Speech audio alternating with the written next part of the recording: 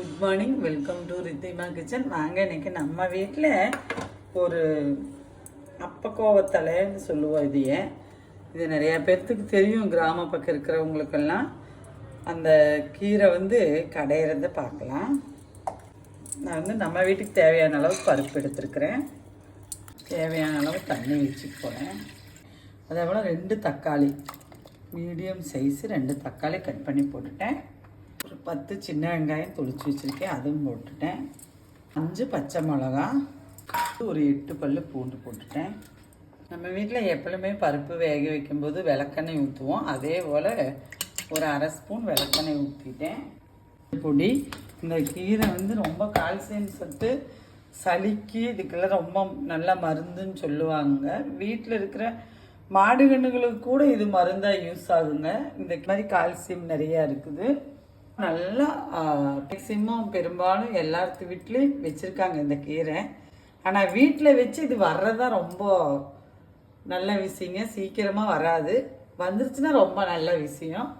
பருப்புக்கு 2 விசில் விட்டுற போகிறேன். விட்டுட்டு பார்ப்பேன். விசில் அமர்ந்து பருப்பு வெந்துருச்சு,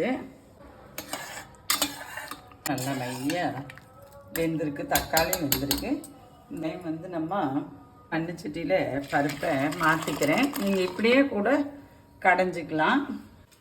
இந்த டைமே நான் கீரை இதில் போட்டுற போகிறேன். எல்லா கீரைகளும் செய்கிற போல தான் வாசம் இருக்குங்க. அதனால் நம்ம கடையும் போது ஒரு நல்லா தக்காளி நல்லா கொஞ்சம் புளிப்புள்ள தக்காளியாக போடணும்.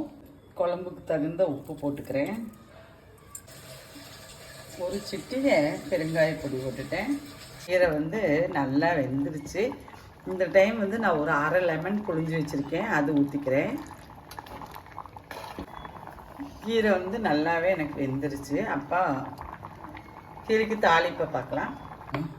ஒரு 1.5 ஸ்பூன் தேங்காய் எண்ணெய் விட்டுக்கிறேன். ஜீரகம் போட்டுட்டேன். வடை கொத்தமல்லி, ஒரு கொத்து கருவேப்பிலை, 6 சின்ன வெங்காயத்தை கட் பண்ணி வச்சுருக்கேன், அதுவும் ஒரு வரமிளகாய்.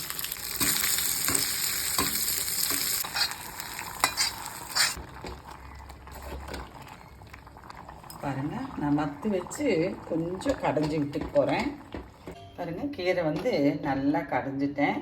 இதில் லெமன் மாத்திரம்தான் நம்ம எக்ஸ்ட்ரா செஞ்சுருக்கோம். பாக்கியெல்லாம் நம்ம சாதாரண கீரை வீட்டில் எப்படி செய்வோமோ அதே மாதிரி தான் செஞ்சுருக்கோம். நீங்களும் செஞ்சு பாருங்கள். வாங்க, நம்ம வீட்டில் சாப்பிட்லாம். நன்றி, வணக்கம்.